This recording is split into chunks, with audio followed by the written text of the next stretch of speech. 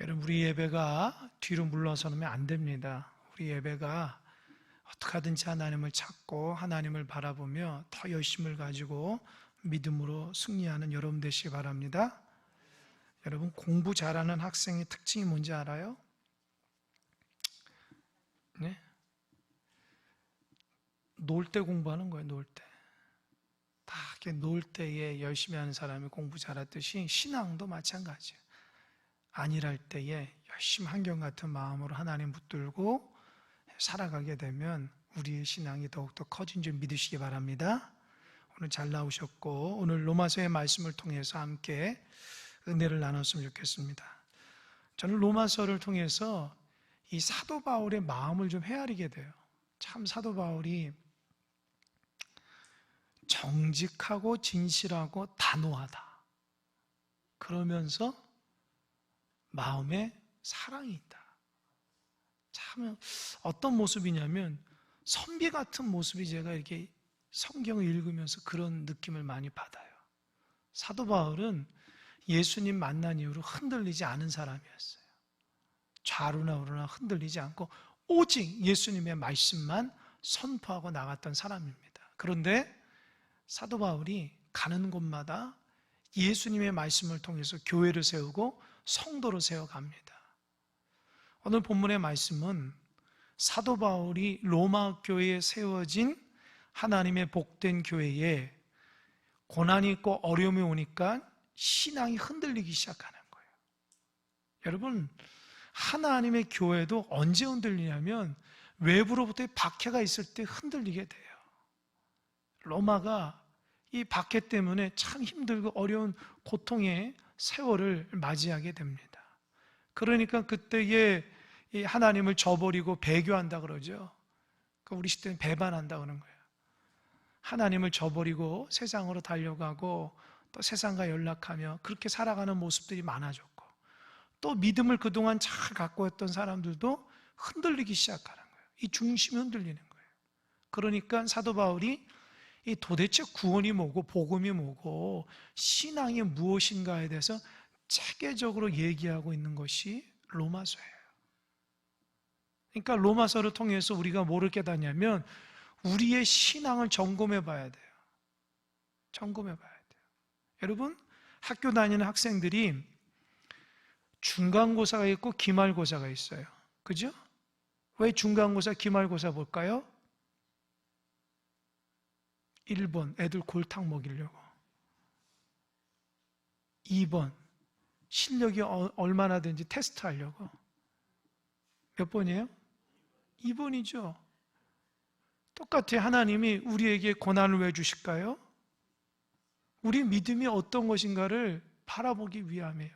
그러니까 개인적으로나 가정적으로나 교회적으로나 나라 민족적으로 믿는 자들이 받는 고난은 무엇을 의미할까요? 내 믿음이 그동안 무엇인지가 딱 드러나는, 이게 테스트와 같은 거예요. 테스트와 같은 거예요. 평상시 늘 90점 이상 맞는 사람, 수 맞는 사람이 어느 날 60점 맞아봐요. 그 충격이 이만저만하지 않잖아요.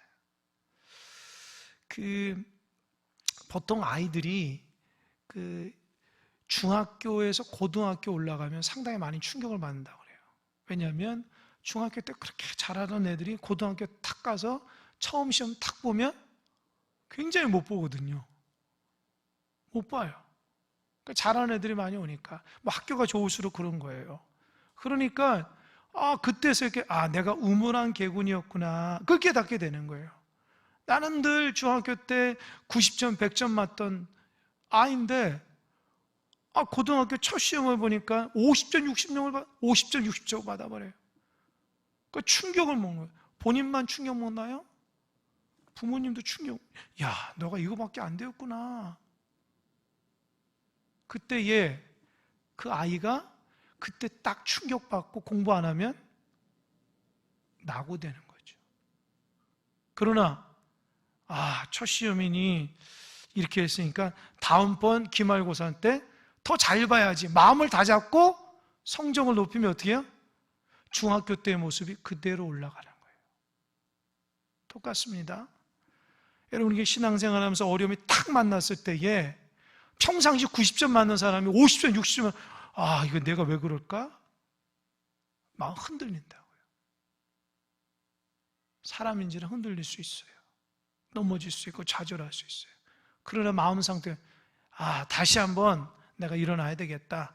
다시 한번 주님 은혜 붙들고 다시 한번 승리해서 90점, 100점 맞아야 되겠다. 마음을 다잡고 최선을 다해서 믿음으로 나가면 나의 믿음은 떨어지지 않고 오히려 고난 가운데 더 복된 믿음의 신앙인이 되는 거예요. 할렐루야. 그래서 우리가 당하는 어려움은 절대로 어려움이 아니야. 우리에게 축복 주시기 위한 계기라는 거예요. 여러분의 신앙이 뒤로 물러나지 않길 바랍니다. 여러분의 신앙이 바로 서길 바랍니다. 그러니까 사도 바울이 로마 교회가 쟤네들이 정말 열심히 신앙생활 한다 하고 소문이 자자했는데 가보니까, 들려보니까, 들어보니까 형편이 없는 거예요. 제대로 체계적으로 훈련을 받질 않았어요. 하나님의 말씀이 뭐고 구원이 뭐고 복음이 뭐고 하나님의 영광, 체계적으로 훈련을 받지 않으니까 어떻게 돼요? 이리 휩싸이고 저리 휩싸이게 되는 거예요. 여러분, 누가 여러분에게 하나님이 누구십니까? 예수님이 누구십니까? 어떻게 해야지 구원받죠? 라고 말한다면 여러분 정확히 말할 수 있어야 돼요. 정확히 말할 수 있어야 돼요. 아니, 평생 신앙하면서 예수님과 하나님에 대해서 우리가 들었잖아요. 그런데 누가 나한테 예수님이 무엇이고 구원이 뭡니까? 구원을 어떻게 받아야 되죠? 얘기했을 때에 말 한마디 못하면 그건 빵점이에요. 그동안 신앙생활을 제대로 못한 거라고요. 정확하게 얘기를 해줘야 된다고요. 그래서 로마서가 우리에게 중요한 것은 정확하게 짚어주는 거예요. 내 신앙의 척도가 어느 정도인지를 짚어줘야 돼요. 대체로 성도들이 신앙생활 하면서 말씀대로 안 하고 자꾸 자기 경험대로 하고 자기 느낌대로 한다고요. 정확하게 하나님 말씀을 인용하지 못하고 그냥 듣는, 그냥 그럴 것 같다라고 생각하니까 신앙이 잘 성장이 안 되는 거예요. 여러분, 확고한 하나님의 말씀을 붙잡고 신앙생활을 성장합니다. 여러분의 신앙이 자꾸 하나님 말씀 앞에 집중하고 그 말씀 앞에 순종하고 그 말씀을 나에게 적용하려고 해야지, 남에게 적용한다거나 또 하나님 말씀 없이 그냥 느낌으로, 감각으로 그냥 기분이 좋다, 은혜 받았다, 그 정도로 신앙생활하면 절대로 신앙생활 잘할 수 없어요. 왠지 알아요? 신앙은 하나님과 우리의 관계만 있는 게 아니라고요. 우리가 신앙생활 못하도록 뭐가 있어요? 뭐가 있어요? 사탄 마귀가 있는 거예요. 근데 그걸 몰라요. 신앙생활 할 때에 우리가 신앙생활 잘 못하도록 사탄 마귀가 늘 우리 옆에서 우리를 미혹하고 유혹하고 끌어당기는데 그걸 모른다고요. 여러분, 하나님과 우리 둘만의 관계가 아니에요. 신앙은요, 늘 사탄이 우리를 넘어뜨리려고, 어떻게 하면 우리를 신앙 깎아먹으려고 하고, 어떻게 하면 좌절시키려고 하고, 어떻게 하면 하나님 멀어질까, 늘 사단은 우리에게 그런 관점으로 우리를 시시탐탐 노린다고요. 근데 우리가 하나님의 사람으로서, 영적인 사람으로서 잘 방어하지 못하면 이미 져버리는 거야. 넘어지고 쓰러지고. 그래서 나중에 이거 어떡하지, 뭘 어떻게 해요? 일어서야죠. 다시 하나님의 은혜 받고 일어서야죠. 여러분, 넘어져서 쓰러지지 마시기 바랍니다. 아멘. 성령으로 승리하시기 바랍니다. 예수님의 이름으로 여러분을 넘어뜨리려고 쓰러뜨리는 사단의 세력이 한 길로 왔다가 7길로 떠나갈 줄 믿으시기 바랍니다. 아멘. 그런 믿음으로 승리하셔야 돼요. 오늘도 예배하는 것은 하나님 사랑하는 마음으로 온 거잖아요. 그 하나님 사랑으로. 이 3장, 2장까지는 어떤 내용이냐? 이 로마서의 핵심이 이신득이라고 그랬어요. 그게 뭐냐면 한자인데 구원은 믿음으로써 되어진다는 거예요. 믿음으로 그렇게 되는 거지. 그죠? 우리 행위나 율법을 안다고 해서 되는 게 아니라 오직 예수님을 믿음으로써 우리가 구원받는 거예요. 그 관점으로 지금 사도 바울이 성경을 써나가는 거예요. 유대인들에게 지난 시간까지 어떻게 했어요? 사도 바울이 굉장히 야단쳤다고요. 사도 바울이. 너희들이 도대체 하나님께서 수없이 많은 은혜를 줬는데, 하나님께서 너에게 말씀도 주고 율법도 주고 할례도 줬는데, 너희들은 그 말씀대로 살아가지 않고 남 지적하는 데만, 남 정죄하는 데만 너무 많이 신경 썼다. 사실 하나님께서 원하는 것은 네 몸에 할례 있는 것보다 더 중요한 것은 어디야라고 했어요? 이 마음에. 그러니까 표면적인 유대인이 아니라 이면적인 유대인, 그냥 겉으로만 있는 유대인이 아니라 어떻게 해요? 뼛속 깊이 내 마음속 깊은 곳으로부터 예수님의 사람이 되어야 된다는 거예요. 이해하시죠? 여러분, 지금은 아마 법적으로 아마 안 될 거예요. 옛날에는 이 군복이 시장에 팔면 군복을 막 입고 다닌다고요. 그죠? 지금은 아마 법적으로 안 될 거예요. 그러면 뭐 해병대 복장을 다 입고 막 예비군에 오거든요. 알고 보면은 민방위 방인데도 해병대 옷을 입고 막 공수부대 옷을 입고 막 오는 친구들이 있어요. 이름만 탁 바꿔가지고. 그죠? 그럼 어때요? 옷만 입는다고 그 사람이 해병대고 공수부대요? 아니죠? 딱 자세가 나와야죠. 그죠? 나와야 되는 거잖아요. 여러분들도 명찰만 다니고 예수님의 사람이라 하면 안 돼요. 우리가 정말 예수님의 뜻대로 그렇게 살아가야지 마음속 깊은 곳으로부터 진짜 예수님을 닮은 자가 돼야지 그게 하나님의 사람입니다. 아멘. 그러니까 우리는 정말 진실해야 돼요. 신앙은 여러분 잘 한번 따져보세요. 여러분 하나님 부르실 때까지 신앙생활 하는 거잖아요. 그러면 제대로 해야죠.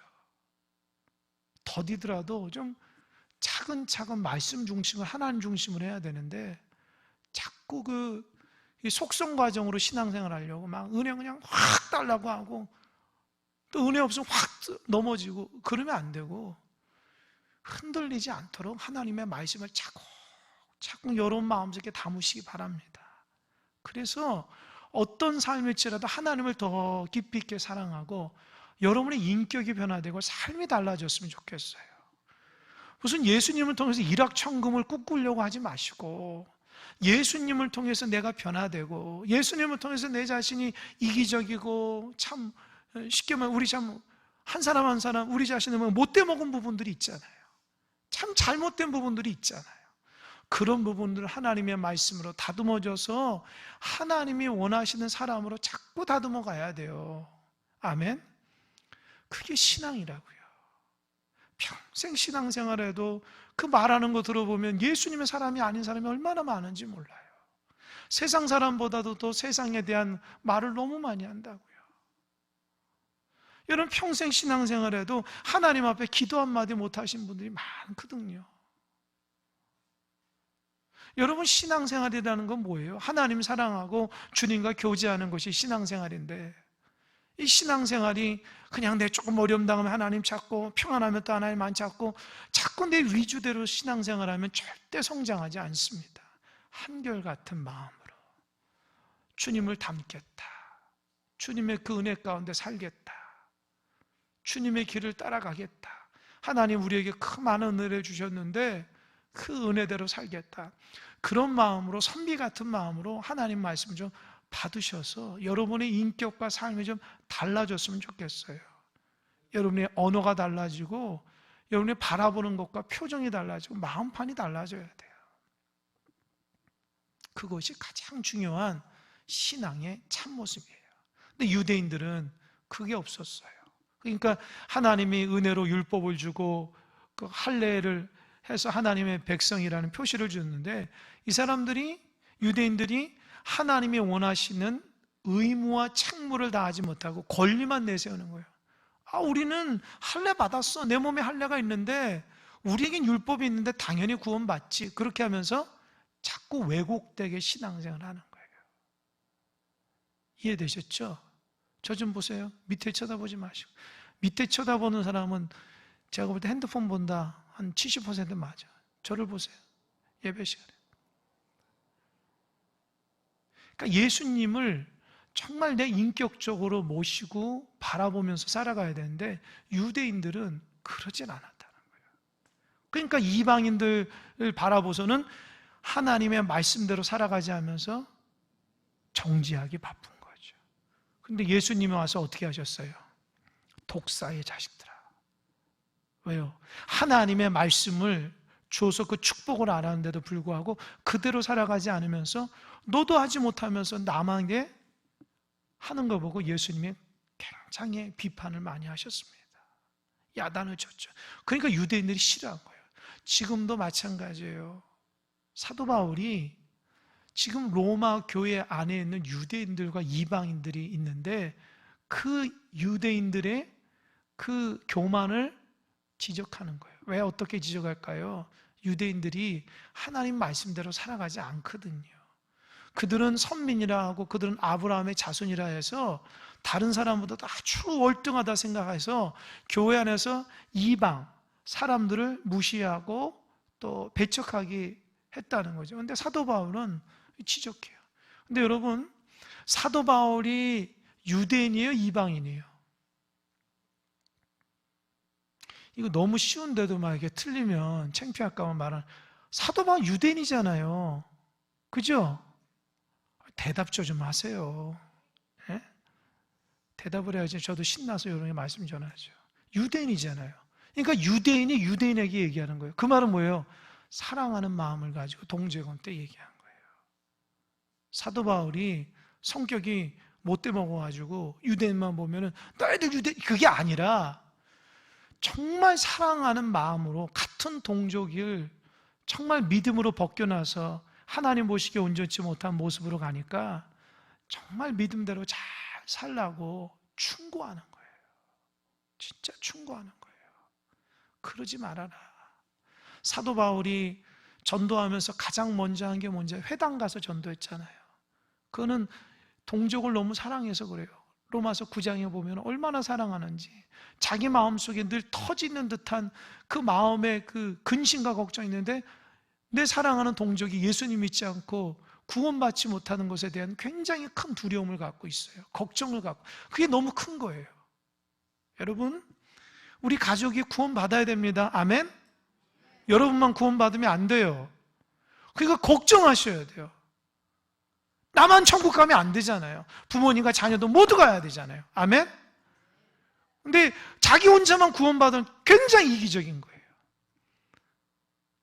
그러니까 얘기도 안 한다고 교회 나오라고 신앙생활, 그건 정말 이기적인 거예요. 하나님 앞에 딱 섰을 때 이게 왜 구원이 안 시켰냐, 여러분 뭐라고 그러겠어요? 하나님 앞에. 여러분 반드시 말을 해야 돼요. 신앙생활 잘하고 못하고는 떠나서 오직 예수님이 영접을 해야 해서 천국 가서 같이 살아야죠. 아멘?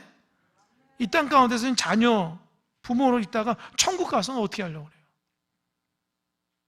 그러니까 우리가 사도 바울의 그 마음, 동족을 사랑하는 진짜 제대로 된 구원 백성을 만들기 위해서 날카롭지만 냉정하게 진짜 하나님 말씀으로 딱 잘라 얘기하는 거예요.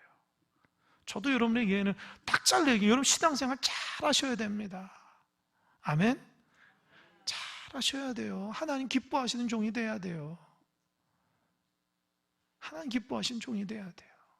하나님 사랑하는 종이 돼야 돼요. 하루하루가 정말 하나님 은혜 가운데 살고 주님 없이는 안 된다. 우리 안에 나도 모르게 게으름과 나태함을 다 물리쳐야 돼요. 여러분 그러지 않아요? 사랑하는 여인이 있어요. 남자, 여자가 있다고 해봐요. 그런데 너 이렇게 좋다가 나중에 그런 사랑하는 고백을 딱 끊어졌다고 해봐요. 그러면 그 여인이 어떻게 생각하겠어요? 저놈은 나를 사랑하나? 그렇게 생각할 거 아니에요. 저 여인은 나를 사랑하나? 그럴 거 아니에요. 똑같아요, 여러분. 하나님을 향한 사랑이 한결같아야 돼요. 왔다 갔다 하면 안 돼요. 이거는 인간적인 사랑이 아니라 내 생명에 관련된 것이기 때문에 하나님을 잘 붙들고 살아가야 됩니다. 그래서 사도 바울이 이 유대인에게 너희들 그렇게 살지 말아라. 그거 하면서 유대인들이 갖고 있는 자존심을 건든 거예요. 유대인의 자존심을, 나는 선민이다. 그런데 사도 바울은 웃기지 말아요. 뭐 할례 있다고 다 선민이냐? 할례는 표면적으로 아니라 이면적으로 해라. 우리는 율법 있다. 율법 있으면 뭐하냐? 하나님 말씀대로 살지 않은. 그러니까 이 글을 읽는 유대인들이 충격을 받을 것으로 예상을 한 거예요. 그래서 사도 바울이 얼마나 친절하냐면 유대인들이 충격을 받을 예상을 해서 4가지의 그들의 충격받은 질문들을 미리 적어 놓은 거예요. 오늘 본문이 그 말씀이에요. 충격받을 질문들을 미리 적어 놓은 게 오늘 본문의 말씀이에요. 그러면 유대인의 첫 번째 질문, 그 1절입니다. 1절 한번 다 같이 읽어볼까요? 1절 시작. 그런즉 유대인의 나음이 무엇이며 할례의 유익이 무엇이냐? 예, 저 좀 보세요. 첫 번째, 유대인들이 사도 바울의 말씀을 2장까지 듣고 이렇게 분명히 얘기할 거라는 거예요. 그러면 우리가 선민인데 하나님 우리를 왜 선택한 유익이 뭐냐? 왜 하나님 우리를 유대인을 삼았냐? 유익함이 뭐냐? 그렇게 얘기할 거라는 거예요. 그러니까 사도 바울이 그렇게 얘기할 줄 알고 답변을 합니다. 2절, 범사에 많으니 우선은 그들이 하나님의 말씀을 맡았다. 여러분, 유대인들의 유익한 점이 뭐라고 그랬어요? 하나님 말씀을 맡은 거예요. 다른 게 많지만 그게 첫 번째라는 거예요. 여러분, 하나님의 말씀을 유대인에게 율법을 주셨잖아요. 여러분, 이게 무슨 말인지 아세요? 이 당시에는 수많은 민족들이 자기들의 신이 있어요. 신이 있잖아요. 각 부족들마다. 심지어는 가정들마다 가정신들이 있다고요. 그러니까 여러분, 일본에만 가도 어마어마한 신들이 많아요. 그죠? 우리나라에도 자기들끼리 섬기는 신들이 많다고요. 민간 신들이 많다고요. 그런데 이 이방인들이 신의 뜻을 묻기 위해서 아주 정성을 다하는 거예요. 제사도 드리고 정성을 기울이고 최선을 다하고 그래도 신의 뜻을 몰라. 그런데 유대인들은 어떻게 해요? 하나님의 뜻인 율법을 주신 거예요. 그러니까 그 말씀을 통해서 하나님의 신의 뜻이 이거 분명히 아는 거예요. 이게 얼마나 좋은 거예요. 이해가 되시죠? 그거라고요. 그러니까 어떤 사람이 시험 보는데, 그죠? 한 달 있다 무슨 시험을 본다는 거예요. 간단하게 얘기하자면 면허 시험을 본다 봅시다. 면허. 그런데 어떤 사람은 책을 가지고 공부하고 어떤 사람은 공부 안 해도 돼. 다 할 수 있어. 그래서 감으로 막 한다고요. 누가 합격하겠어요? 그렇죠. 유대인들은 살아갈 때의 방향성을 제시해주는 하나님의 율법이 있다는 거예요. 말씀이. 여러분, 우리에게도 어떻게 살아가는지를 하나님 말씀해 주신 거예요. 아멘? 그러니까 엉뚱한데 마음 쏟지 마시고 그 말씀 가운데 집중하면 그 말씀이 나를 이끌어 가는 겁니다. 아멘? 우리는 말씀을 평상시 안 읽어요. 교회 올 때만 본다고요. 물론 그렇지 않은 분도 있는데, 그래서 우리 청년들한테 제가 너희들 꼭 말씀을 보고 큐티해라. 그래서 큐티해서 조별로 자기들이 큐티한 것을 올려서 나눔을 꼭 하도록 합니다. 그러니까 청년들이 큐티에서 올리면은 자기들끼리 이렇게 나누고, 감사 행전할 때도 제가 청년들을 했어요. 너희들 조별로 감사한 것을 적어가지고 올려라. 카톡으로 올려서 서로 나누고 보고 기도해주고 그래라. 아주 열심히 하더라고요. 저도 그래서 이제 구역으로 좀 그렇게 할까, 아니면 밴드로도 좀 그렇게 할까 지금 생각 중이에요. 여러분, 사람이라는 것이 뭔가 이렇게 안정장치가 없으면 잘 안 합니다. 안 한다고. 사람이 가만 서 있으면 어때요? 앉고 싶은 거예요. 앉고 싶으면 어때요? 눕고 싶은 거죠. 사람이 그런 거예요. 그러니까 뭔가 나를 이렇게 자극을 주고 나에게 좀 도전을 주지 않는 것이 없으면은 신앙생활 잘 못해요. 여러분 교회에서 아무것도 안 하면 신앙생활 잘할 것 같죠? 해보세요. 아주 게으르고 나태해지는 거예요. 아무것도 못해요. 뭐 교회에서 기도하지 않고 뭐 무슨 프로그램 하지 않으면 신앙생활 잘할 것 같죠? 사람 망가집니다. 신앙. 우리 스스로 우리가 하나님 앞에 신실한 사람이 아니에요. 우리가 가만두면 뭐 절로 기도하고 가만두면 뭐 말씀을 줄줄줄줄 알고 뭐 그런 사람 몇 사람 안 돼요. 그렇기 때문에 우리가 어찌든지 간 하나님께서 자꾸 영적으로 여러분의 신앙적으로 잘 이끌라고 하나님께서 목회자의 마음 자꾸 흔들어대는 거예요. 그걸 아셔야 돼요. 그냥 예배만 딱 드리고 그러면 얼마나 좋아요. 그런데 그렇게만 해도 예배 안 한다니까요. 기대치가 엄청 낮아진다는 거예요. 교회에서 성경도 쓰고 나가서 전도도 하고 모임도 같이 하면 그때는 막 힘들거렸지만 그런 걸 통해서 하나님을 더 생각하게 되고 이웃을 더 생각하게 되고 교회를 더 생각하게 하는 거예요. 이거 안 하면은 보세요. 구역 예배 안 하잖아요. 편한 거 같죠? 구역 식구들이 하나 슬금슬금 믿음으로 떨어져 나가요. 그럼 나중에는 이게 나한테 돌아오는 거예요. 나한테. 아이고 힘들어도 모이고 기도할 걸 이렇게 돼버리는 거예요. 여러분 그거 아셔야 돼요. 편한 게 아닙니다. 신앙은 편하기 시작하면은 그때부터는 뒤로 넘어지는 거예요. 신앙은 한번 탁 떨어지면 회복하기 쉽지 않아요. 그러니까 스스로 정신 바짝 차려서 하나님 은혜 붙들고 살아야 돼요. 내가 하루에 1시간이라도 기도했던 사람은 기도하고 내가 하루에 한 장이라도 말씀 보고 그게 사는 길이에요. 그게 사는 길. 아무것도 안 하고 잘하면은 뭐 하나님 은혜가 뭐 강물처럼 내 안에 쭉 와가지고 가만히 다 하나의 축복 보십시오. 하나님과 멀어지면 멀어질수록 우리의 축복은 더 멀어지는 그걸 아셔야 돼요. 그거를 영안이 열려서 내가 지금 너무 멀어졌구나.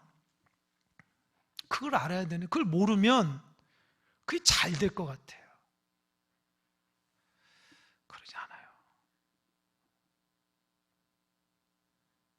여러분 열심히 걷던 사람도 안 걸으면 어때요? 걷는 게 힘들어요. 못 걸으면 어떨까요?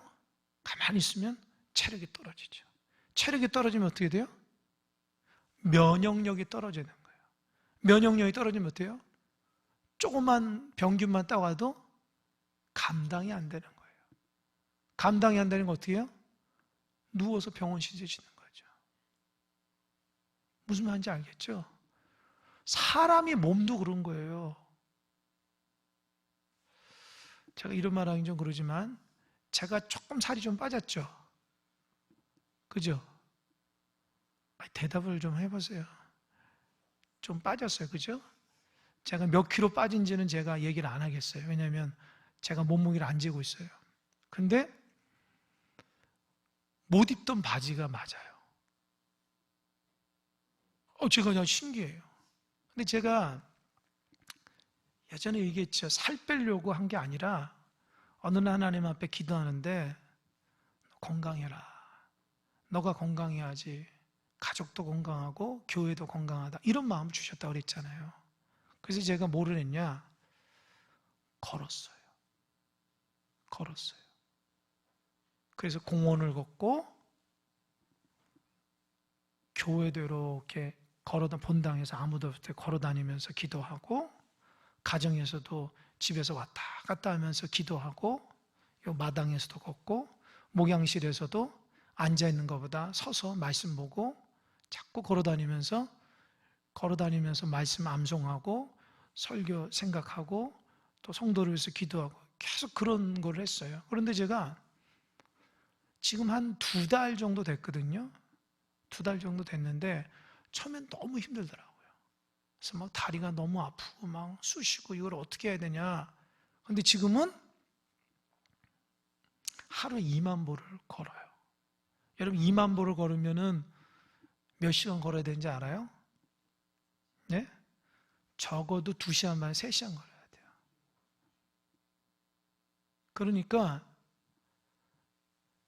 제가 느껴요. 체력이 좋아졌어요. 피곤하다는 말을 안 해요, 제가. 그리고 더 하나님 말씀을 보는데, 기도하는데 집중력이 생겼어요. 저는 그게 하나님 주신 은혜라고 생각해요. 내가 살을 빼야 되겠다는 목표가 아니라 건강해야지, 교회가 건강하고 가족이 건강해야 한다, 이런 생각 하나님 주셔가지고 순종했거든요. 예전에 하루 종일 10시간 앉아가지고 말씀 보고 책 보고 막 할 때는 소화도 안 되고 막 이렇게 뭐가 스트레스가 탁 오면 이게 막 짜증이 나고, 막 하나님 말씀이 제대로 이해가 안 되면 막 이게 뭘까 막 이렇게 막 머리도 아프고, 그러니까 늘 이게 머릿속에서 이게 제대로 풀리지 않으니까 힘들었는데, 걸어보니까 건강해지고 좋은 거라고요. 그래서 제가 깨달았어요. 아, 움직여야 되는구나. 움직여야지 건강하는구나. 여러분, 영적으로도 마찬가지입니다. 멈춰 있으면 안 됩니다. 움직이셔요. 가만히 있으면 영적으로 죽는 거예요. 그걸 모르면 나중에 큰 어려움 당할 때, 아이고 이거 왜 그럴까? 그때 된다고요.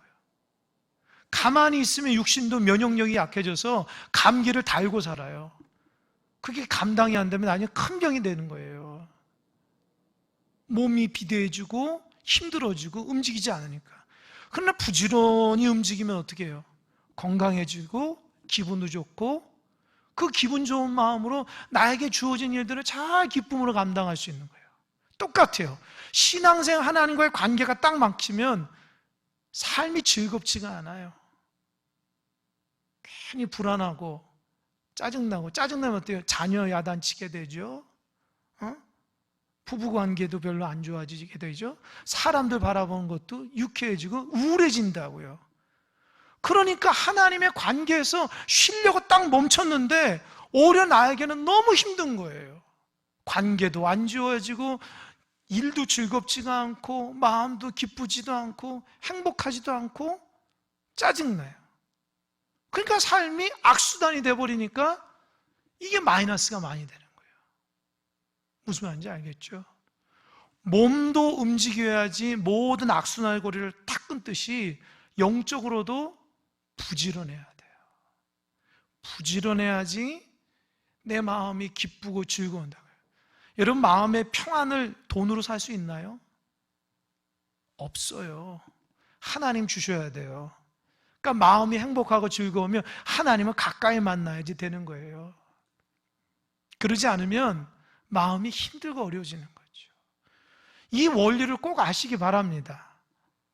자꾸 하나님이 여러분 마음 때 그 부담감을 주고, 아, 사랑하는 딸아, 아들아, 나를 가까이 하라, 그런 마음 부담감을 주시는 분도 있을 거예요. 근데 자꾸 하나님의 말씀을 이렇게 제껴놓으면 나중에는 그게 나한테 엄청난 마이너스가 온다고요. 세상 사람이 이해하지 못하는 영적인 원리가 우리에게 있다는 거죠. 제가 요즘에 성도들의 얼굴을 보면 그게 너무 많이 느껴져요. 그런 사람들이 많아졌어요. 그래서 제가 조금 걱정이에요. 왜 하나님의 관계가 저렇게 올바르지 못할까? 솔직히 그런 생각을 많이 합니다. 왜 영적으로 이렇게 푹 죽었지? 이런 생각하는 사람이 한두 명이 아니에요. 그런데 중요한 건 본인들은 이걸 심각한 건 몰라요. 육체적으로 아파가지고 병원 가서 이거 큰일 납니다, 이거 움직이셔야 됩니다, 이거 약 먹어야 됩니다, 굉장히 충격을 받는데 영적으로, 그러다 영적으로 죽습니다, 뭐 이렇게 돼버린다. 영적으로 죽는 것은요, 인생이 망가지는 거예요. 여러분 꼭 기억하시기 바랍니다. 내 몸이 움직이지 않고 즐겁지 않고 외부로부터는 스트레스 때문에 몸이 뭐가 생겨요? 암이 생기잖아요. 암은 이 마음의 병이라고 그러잖아요. 마음의 병. 즐겁지 않으니까. 영적으로도 똑같이 생기는 거예요.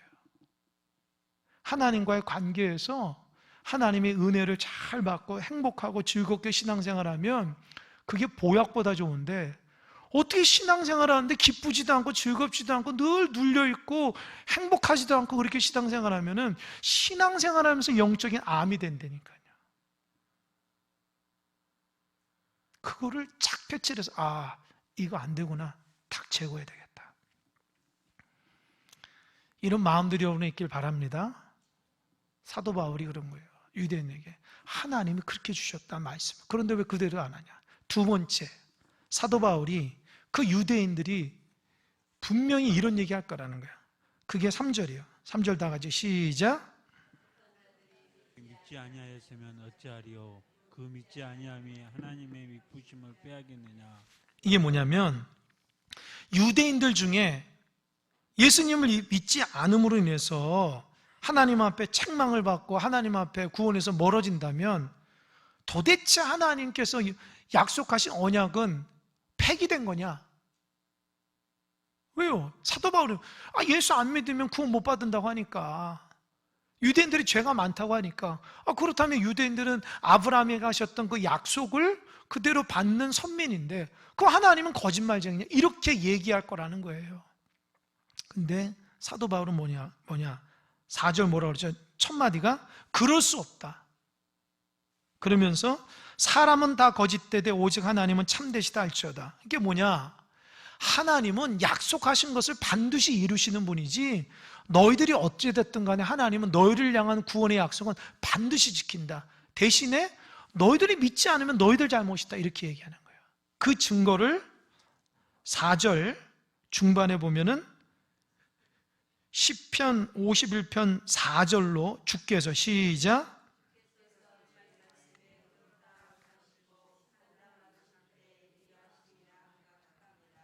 저 좀 보세요. 이게 뭐냐면 사도 바울 다윗이 나중에 이제 그 사무엘 하에서 보는데 다윗이 아주 큰 죄를 하나 짓죠. 뭐죠? 그렇죠. 우리아의 아내 밧세바를 취하고 밧세바가 임신하니까 이걸 어떻게 해요? 우리아를 죽여야 되겠다 해서 암몬과의 전쟁에서 깊숙이 가라고 요압에게 얘기해가지고 결국 죽어요. 그죠? 나중에 우리아가 와가지고 너 수고한다. 집에서 같이 자라. 그러면 나중에 그 아이가 임신한 거는 다윗 잘못이 아니라 우리아 자녀라고 생각할 거 아니에요. 그런데 우리아가 워낙 충신이에요. 저게 전쟁에서 저렇게 일하는데 내가 어떻게 집에서 잠을 잘 수 있냐고. 성전에서 자버려요. 그러니까 성에서. 그러니까 이게 안 되니까 어떻게 해요? 요압 장군한테 가가지고 가장 치열한 곳에 보내주고 너희들 뒤로 좀 빠져라. 그때 요압은 이게 우리아를 죽이려고 하는 걸 알면서도 요압은 대꾸하지 않고 알았다고 해서 정말 전쟁에서 죽어요. 그죠? 그리고 1년이 지납니다. 그러니까 우리아가 죽고 밧세바를 아내로 삼아요, 다윗이. 그리고 1년 있다가 하나님이 누굴 보내요? 나단 선지자를 보내요. 여러분, 하나님 왜 1년 있다 보냈을까요? 왜 그럴까요? 회개의 기회를 준 거예요. 그런데 다윗은 자기밖에 모르거든. 밧세바하고 본 사람이 없거든. 그러니까 완전 범죄예요. 그래, 누가 봤어요? 하나님이 본 거죠. 그래서 나단 선지자를 통해서 어떻게 했어요? 심판했어요. 그런데 다윗이 죄를 졌잖아요. 그러니까 오늘 본문에 그래요. 다윗이 죄를 졌는데 다윗이 죄를 졌다고 그래서 하나님의 의로움과 하나님의 거룩함이 훼손되냐는 거예요. 아니죠. 다윗이 무슨 죄를 졌다고 하나님께서 무슨 영향을 받아요. 하나님 늘 거룩하신 하나님. 다윗이 죄를 진 거죠. 그러나 하나님께서 다윗을 향한 약속은 그대로 유효해요. 여러분, 다윗이 나단 선지자가 와가지고 얘기할 때에 회개했습니까? 안 했습니까? 회개했죠. 그러니까 어떻게 해요? 하나님이 그 가정 가운데 어려움이 있지만 죽이지는 않으세요. 하나님의 약속은 변함이 없어요. 지금 그 얘기하는 거예요. 사도 바울이. 근데 여러분, 사울은 어때요? 잘못을 했는데 하나님이 사무엘 선지자를 2번 보내거든요. 근데 2번 다 보내서 뭐 했어요? 사울이 회개하지 않고 변명했다고요. 그죠?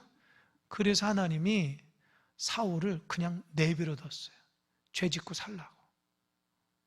그래서 길보아산에 자살했습니다. 여러분, 우리의 삶도 하나님은 신실하신 분이에요. 근데 우리가 죄를 질 때가 있어요. 남 다 몰라요. 나 혼자만 짓는 죄가 있어요. 그럼 누가 봤어요? 하나님이 본 거예요. 그럼 어떻게 해야 돼요? 회개해야죠. 회개하지 않고 이거 완전 범죄야. 나중에 하나님이 어떤 일을 통해서도 깨닫게 하거든요. 근데 그 깨달음을 회개하지 않으면 하나님은 그냥 내버려요. 네 마음대로 살아라. 비참한 결과가 옵니다. 그러니까 하나님이 깨닫게 해주실 때에 빨리 깨닫고 하나님께 나와야 돼요. 그거를 모르고 자꾸 숨기려고 하고 나만 아는 건데 해가지고 하면 하나님이 시퍼렇게 봤어요. 잘못한 거 하나 시퍼렇게 봤으면 하나님 앞에 회개해야죠. 그래서 다윗은 살았지만 사울은 아웃된 거예요. 하나님은 정확한 언약을 갖고 이루신 거지 우리하고 상관없어요. 하나님의 그 공의로움은 정확하신 거예요. 그래서 세 번째 질문 뭐냐? 5절이에요. 그러나 우리 불의가 하나님의 의를 드러나게 하면 무슨 말 하리요? 이게 무슨 말이냐면 저 좀 보세요. 유대인이 죄를 졌잖아요. 근데 우리가 죄를 지면 하나님의 의로운 게 더 드러나지 않냐? 무슨 말인지 알겠죠? 그러니까 이게 궤변이에요. 그러니까 유대인들은 자기가 죄를 딱 지적받았을 때 그렇지. 하나님 회개하지 않고 아니 우리의 죄가 하나님의 의로움을 드러내면 되지 않냐? 하나님 우리 심판하는 게 이해가 안 된다. 사도 바울은 그들의 생각을 대변해서 얘기해요. 여러분 정말 그래요? 우리가 잘못하면 하나님께서 의로움이 더 드러나면 하나님 우리 심판하는 게 이상한 거예요? 무슨 말인지 모르죠? 잘 들어보세요. 가룟 유다가 예수님 팔았죠. 그죠? 예수님 팔아서 예수님 십자가 달렸죠. 가룟 유다. 그죠? 그렇다면 그래서 우리가 구원 받았죠. 그죠? 그러면 가룟 유다가 예수님 판 것은 예수님이 우리를 구원하게 하는 행동이잖아요. 그죠? 그렇다고 우리가 가룟 유다 박수 쳐줍니까? 아니죠. 그렇다는 거예요. 죄는 죄대로 하나님이 정확히 본다는 거예요. 유대인들이 자기 죄를 막 지면서도 오히려 하나님이 영광을 낸다고 한다면 하나님이 우리의 죄를 져서 하나님 영광 되면 되지 않냐고 말이 안 된다는 거예요. 설령 우리가 하나님 앞에 죄를 져가지고 그래도 하나님 높임 받으면 하나님은 하나님 스스로 높임 받았지만 죄를 진 사람은 공의롭게 판단한다는 거예요. 심판하신다는 거예요. 그 말은 뭐예요? 죄 짓지 말라는 거예요. 또 한 가지 7절입니다. 7절 시작. 그러나 나의 거짓말로 하나님의 참되심이 더 풍성하여 그의 영광이 되었다면 어찌 내가 죄인처럼 심판을 받으리요. 이게 무슨 말이냐면 우리가 그러잖아요. 막 거짓말을 하면서 하나님 영광 돌릴 때가 있다. 그게 무슨 말이냐면 이해가 안 되죠? 잘 들어보세요. 내가 하나님 앞에 뭐를 막 드리려고 싶어. 드리고 싶은데 남의 거 훔쳐가지고 드렸어. 이해돼요? 그러니까 내용은 이해하시죠? 하나님 그거 기뻐하시냐는 거예요. 아니죠. 똑같다. 유대인이 하나님의 바른 말씀대로 은혜대로 살아가야 되는데 은혜대로 살지 않고 무조건 하나님 영광대로 내 멋대로 막 죄를 엄청나게 지으면서도 자꾸 하나님 앞에 한다면 하나님이 기뻐하지 않는다는 거예요. 그러니까 여러분 하나님 이름 막 자꾸 불러대지 마세요. 여러분의 삶이 정결하고 깨끗해야지 하나님의 이름이 거룩하는 거지. 여러분 입으로 거짓말하고 행함으로 거짓말하고 하나님 영광도 안 하면서 그렇게 막 살면서도 뭐 삶은 엉망진창이면서도 이 말끝마다 하나님 영과 하나님, 그러면 안 돼요. 하나님은 그 기뻐하지 않는다는 거예요. 누가 그래? 유대인이 그랬다는 거예요. 그들은 하나도 하나님 말씀대로 살아가지 않고 때로는 거짓말하고 때로는 그렇게 살지도 않으면서 막 포장을 해서 살고, 이방인 볼 때는 막 저주하면서도 자기는 똑같이 이방인보다 더 많은 죄를 지면서도 내가 이렇게 하면서 하나님 영광 돌린다고 막 거짓말을 해대고 삶이 엉망진창이었어요.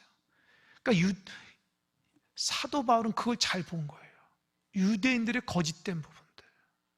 하나님은 공의로우신 분이기 때문에 정확하게 우리를 판단하신 분이니까 너희들도 예외가 없다는 거예요. 이방인이나 유대인을 정확하게 하나님은 공의롭게 말씀으로 딱 판단하시는 분이니까 너희의 삶이 하나님 앞에 반듯하게 서라. 그 얘기하는 거예요. 이해되시죠? 오늘 말씀은 하나님의 말씀이 딱 주어졌을 때에 내가 잘못됐구나 회개하라는 거예요. 근데 유대인들은 교만해서 내가 무슨 잘못했어? 이 정도면 됐지 뭐 이렇게 생각한다고요. 그게 하나님 볼 땐 죄라는 거예요. 아니 삶도 변화되지 않고 하나님 뜻대로 살아가지 않으면서도 뭐가 하나님 앞에 영광 돌리고 뭐가 하나님의 뜻을 행하는 거냐고요. 사도 바울은 그걸 지적하는 거예요. 우리의 모습도 없을까요? 여러분 스스로 판단하세요. 하나님 말씀이 딱 볼 때나 들을 때에 그 말씀이 나의 부족한 면을 책망한다 그러면 여러분 마음속에 어떻게 생각하세요? 내가 부족하구나. 내가 하나님 말씀대로 살아가는 이 점에 하나님께서 종을 통해서 들려준, 이렇게 생각해야 되는데 아이고 나는 잘하는데 왜 그러지? 이게 교만이라는 거예요. 하나님 앞에 삶도 변화되지 않고 하나님 진실하게 섬기지도 않으면서도 자기는 신앙생활 잘한다고 착각한다고요. 하나님 마음도 없어요. 그냥 드러나는 외적인 부분만 나는 예배하잖아, 나는 무슨 직분자잖아, 나는 교회 오래 다녔잖아, 이런 걸로 하나님 판단 안 한다는 거예요. 그 마음속에 정말 하나님의 뜻대로 행하는 그걸 보신다는데 우리도 유대인 같은 부분이 너무 많아요. 나 정도면 잘하는 거지 뭐. 하나님이 뭘 볼까요? 여러분 마음 봐요. 여러분 마음 본다고요.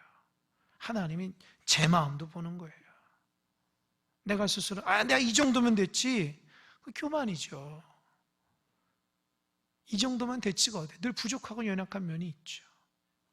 그러니까 여러분 스스로 하나님 말씀 앞에 딱 봤을 때에 구원은 오직 예수님을 믿는 것이라고 생각해야 되는데 이걸 알면서도 내 삶이 변하지도 않고 하나님을 신뢰하지도 않고 하나님 말씀대로 살아가지 않으면서 나는 직분자기 때문에, 나는 큰 사람께 오래 다녔기 때문에, 나는 교회를 다 알기 때문에, 나는 무슨 뭐 장로고 권사고 집사기 때문에, 직분자기 때문에 나 정도는 하나님이 구원해 줘 축복해, 이게 순 엉터리라는 거예요. 하나님은 그렇게 안 본다는 거예요. 그럼 여러분, 그럼 목사가 제일 많이 축복받아야 되잖아요. 근데 목사가 축복받나요?